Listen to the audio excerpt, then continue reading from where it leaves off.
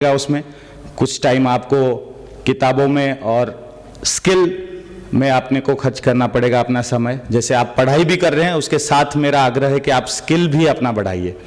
कुछ ऐसा चीज़ देखिए, जैसे आईटी में कुछ आपका इंटरेस्ट होगा और उसके अलावा कुछ स्किल्स में, जैसे हमारा रिपेयरिंग ऑफ मोबाइल इत्यादि है, उसमें थोड़ा सा आप अगर ध्यान देंगे। कोई किसी को अपना स्किल बढ़ाना हो पेंटिंग में, किसी को अपना सिंगिंग में, डांसिंग में इत्यादि बहुत चीज़ें हैं जिसमें आप अपना स्किल बढ़ा के, एक आपका एजुकेशन एक जगह पे है और आपका उसमें स्किल एक जगह है, तो स्किल बहुत ज़रूरी है। तो आप सभी को मेरा निवेदन है कि आप अपना एजुकेशन के साथ साथ कुछ ऐसा स्किल भी पकड़िए जिसमें आप सभी कुछ स्किल, मतलब मेरा पैशन है पेंटिंग करना, तो मेरा स्किल पेंटिंग होगा, साथ में उस पर भी मुझे अपॉर्चुनिटी मिलेगा। तो इसके अलावा मैं गवर्नमेंट जॉब का बताना चाहूँगा।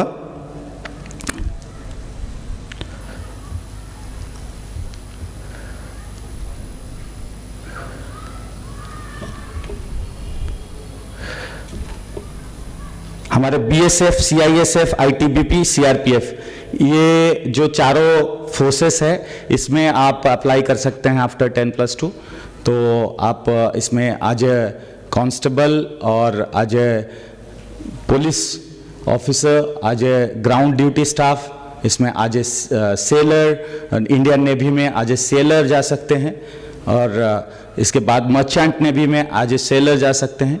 तो ये सब हमारे पास अपॉर्चुनिटी है। समय की सीमा को देखते हुए मैं आप सभी को बहुत बहुत धन्यवाद करता हूँ यहाँ उपस्थित होने के लिए, और छात्रगणों को विशेषकर मैं बहुत दिल से बोलता हूँ कि आप सभी सक्सेसफुल हो और आगे जाके बहुत नाम कमाओ। बहुत बहुत धन्यवाद।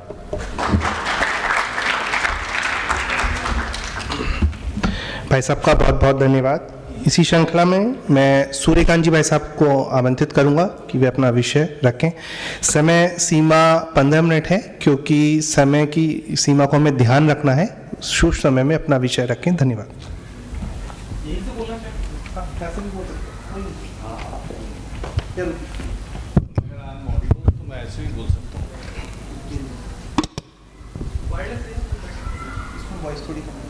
अच्छा, इट्स ओके, फाइन। बैठ के करना ज़्यादा थोड़ा अजीब सा हो जाता है। तो सबसे पहले तो विद्या भारती पूर्व छात्र परिषद मेरठ प्रांत के जो नए यहाँ पे भाई साहब हैं, जिन लोगों ने एक्शन लिया, क्योंकि विपिन से अक्सर मेरी ऑफिस में इस बात पे बहस होती रहती है कि बहुत बड़ा पूर्व छात्र परिषद है और सब कुछ है और लाखों करोड़ों लोग जुड़े हैं दुनिया जान से, लेकिन एक्शन ओरिएंटेड काम नहीं होता। इवन कई बार एसवीएम के कई स्कूल में मैं गया भी हूँ, वहाँ के प्राचार्यों और प्रधानाचार्यों से मेरी मुलाकात हुई है, लेकिन फर्दर हम लोग उस लेवल तक नहीं ले जा पाए जिस लेवल पे मैं सोचता हूँ। तो वैसे मैं महाकौशल प्रांत से हूँ, तो अभी मैं दिसंबर में जाने वाला हूँ, तो वहाँ के जो समन्वयक और संगठन मंत्री, उन सबसे बात करके वहाँ पे भी कुछ इस प्रकार का एक्शन शुरू करना चाहूँगा। तो सीधे आता हूँ मुद्दे की बात पे। राहुल जी ने बड़ा क्लियर कट यहाँ पर मैटर रख रखा है, लक्ष्य करियर काउंसलिंग प्रोग्राम।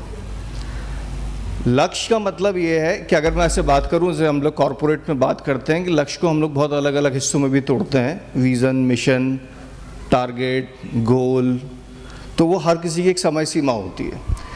तो एक गोल होता है जो कि बहुत लिमिटेड टाइम पीरियड के लिए होता है, एक ऑब्जेक्टिव होता है जो हम 2 से 3 महीने के लिए तय करते हैं, फिर उसके बाद ये 5 से 6 महीने और सालों तक भी जाता है। Vision mission is for life.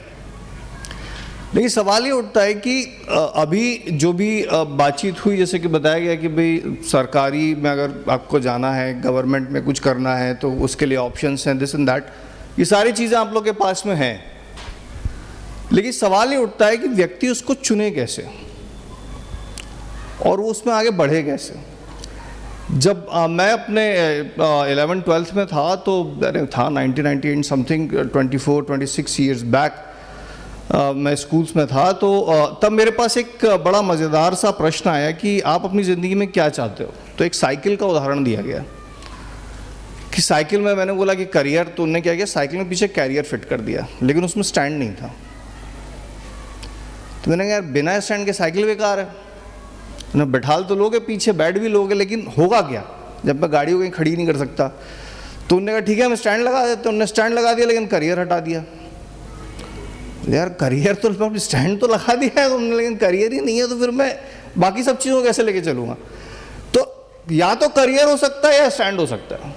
अब स्टैंड मतलब क्या कि गवर्नमेंट जॉब मिल गई तो आपका लाइफ जो है वो सेट है, यही दिमाग में रहता है ना।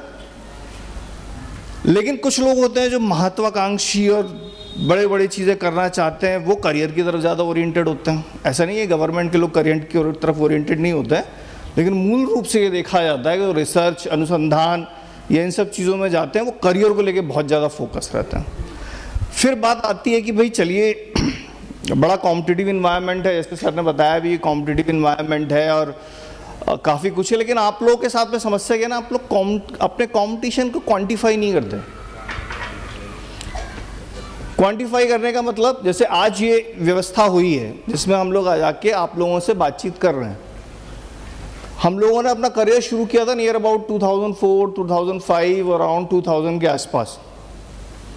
आज हम लोग अपने 19-20 साल के एक्सपीरियंस लेके यहाँ बैठे हैं और आप लोग को अपने एक्सपीरियंस की तरफ से कुछ देने के लिए आए। उससे पहले हम लोग भी वहाँ बैठे हुए थे और जब हम लोग को कोई ज्ञान देने आता था तो पूरे टाइम में से लगता था स्कूल आए क्यों यार, जो है वैसे ही कम जो दीदी और आचार्य जी जो दे रहे थे वो कम पड़ रहा था जो इन लोग को और बुला लिया। लेकिन समस्या ये नहीं है, समस्या ये है कि अभी आपने बड़े क्या प्रिजर्व्ड इन्वायरमेंट में, बड़े सिक्योर्ड इन्वायरमेंट में आपके पेरेंट्स आपको देख रहे हैं, यहाँ पर आचार्य और दीदी लोग सब देख रहे हैं, आपका जो भी प्रगति पत्र होता है उसको देखा जाता है, सारी चीज़ें देखी जाती है ना। लेकिन 12th के बाद जैसे आप कॉलेज में आओगे ना तब पूरी व्यवस्थाएं बदल जाएंगी। तब आप प्रोफेसर को इस बात से कोई फर्क नहीं पड़ता कि आप क्लास आ रहे हो कि नहीं आ रहे हो, आप पास कर रहे हो कि नहीं आ रहे हो, वहां पे ना सब कुछ आपको खुद करना पड़ता है।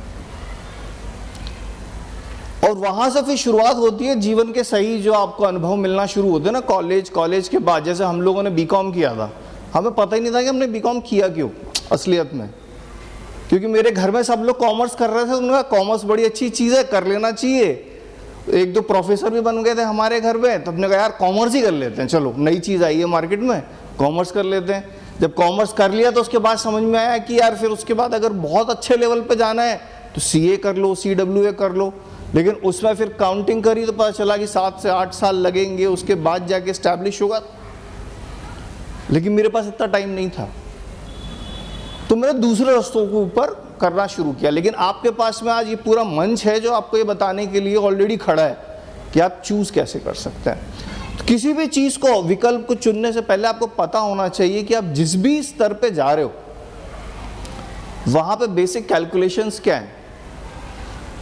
कंपटीशन की बात करते हैं, जैसे आप लोग सुनने में आता है ना, आप लोगों का कंपटीशन बहुत है। क्या है कंपटीशन, कितना कंपटीशन? PCM के छात्र हैं आप लोग, है ना?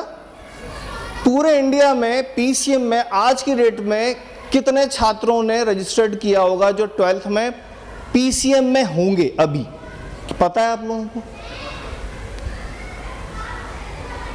मैं बताता हूं, रफली 2.5 करोड़। कितने? 2.5 करोड़ बच्चे मैथ्स की क्लास में अभी हैं ऑल ओवर इंडिया में, सभी बोर्ड्स मिलाकर। अब इसमें से IIT JEE में कितने बच्चे आते हैं? 10 से 11 लाख, 12 लाख। 2.5 करोड़ से कितने? 12 लाख। और वो कितनी IIT और JEE की सीट्स के लिए फाइट कर रहे होते हैं?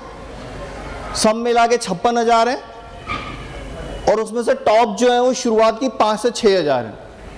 उसमें अगर आप सेट हो गए तो बढ़िया है, अगर नहीं हो पाए तो 2.5 करोड़ से 15 लाख, 15 लाख से 6,000।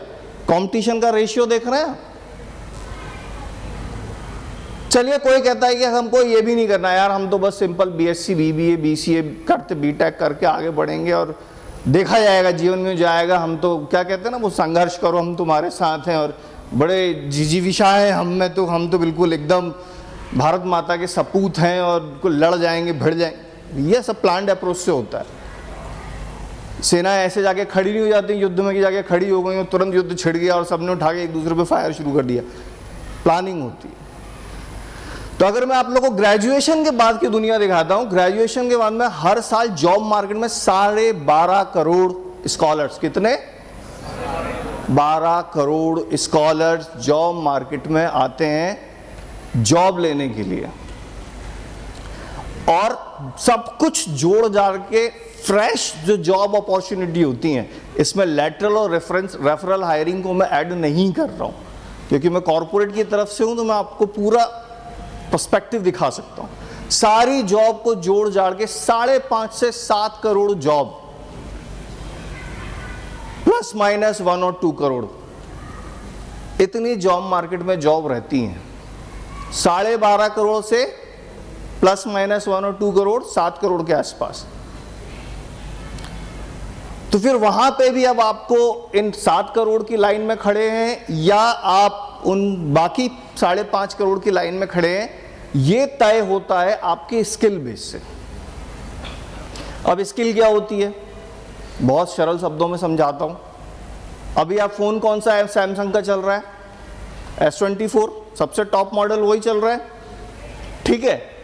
अब अगर आप ग्रेजुएशन में जाएंगे और ग्रेजुएशन करके निकलेंगे तो लगभग 5 साल बाद पोस्ट ग्रेजुएशन वगैरह कंप्लीट होगा। तब तक समय क्या हो चुका होगा, 2029 में S40 चल रहा होगा, S40 चल रहा होगा, ठीक है। तो अभी आप जो किताबों में पढ़ रहे हो वो किसके बारे में पढ़ पा रहे हो, किताबों में, करिकुलम में, कोर्स करिकुलम में ज्यादा से ज्यादा S10 या S15 के बारे में होगा, और मार्केट में चल क्या रहा होगा उस वक्त S40। तो जब आपने पढ़ा है S15 और S20 तक है और मार्केट में चल S40 रहा है, तो इस गैप को हम क्या बोलते हैं, स्किल गैप। जैसे S24 आज आ गया मार्केट में, लेकिन अभी इंडस्ट्री में किस व्यक्ति की जरूरत है जो S30 बना सके, लेकिन आपको तो अभी सिर्फ S24 यूज करना भी नहीं आया, तो कैसे चलेगा। तो इस सब को ध्यान में रखते हुए HCL ने अपना एक प्रोग्राम शुरू किया है, इसे बोलते हैं HCL TechBee। इसमें हम 12वीं के बाद PCM के छात्रों को अपने हायर करते हैं, 1 साल की ट्रेनिंग देते हैं। उस ट्रेनिंग के बाद में शुरुआत की 6 महीने की ट्रेनिंग उनकी होती है HCL के कैंपस में, वो कहीं पे भी हो सकती है, Madurai, Vijayawada and here and there. उसके बाद 6 महीने की OJT होती है। OJT में हम आपको 10,000 रुपीज स्टाइपेंड भी देते हैं। OJT मतलब लाइव क्लाइंट्स के साथ में आपको लाइव प्रोजेक्ट्स के ऊपर आप काम कर रहे होंगे 12th के ठीक 6 महीने बाद।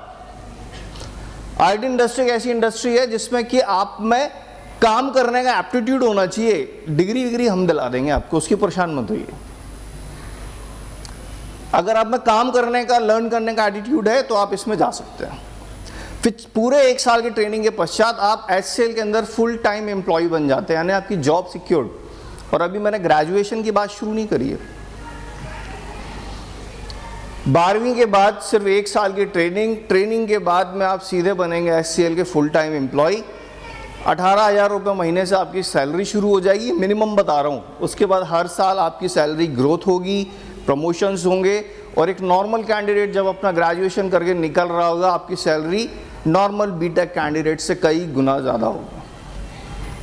अब आते हैं ग्रेजुएशन पे, क्योंकि इंडिया में है तो डिग्री तो लेना है।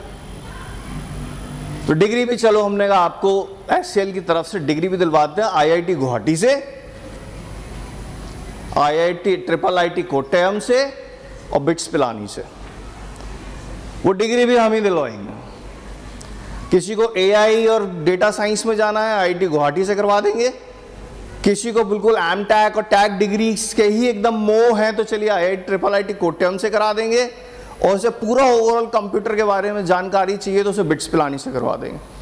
सैलरी हम दे ही रहे हैं, HCL में आपकी जॉब लगी हुई है। ग्रेजुएशन भी हम सुपर एरिया से करा रहे हैं, चलिए हम आपको एजुकेशन अलाउंस भी देंगे। बिट्स पिलानी में पूरा इस कोर्स को करने की फीस है 4 साल की 2,42,000, जिसमें से 1,40,000 तो कंपनी दे देती है।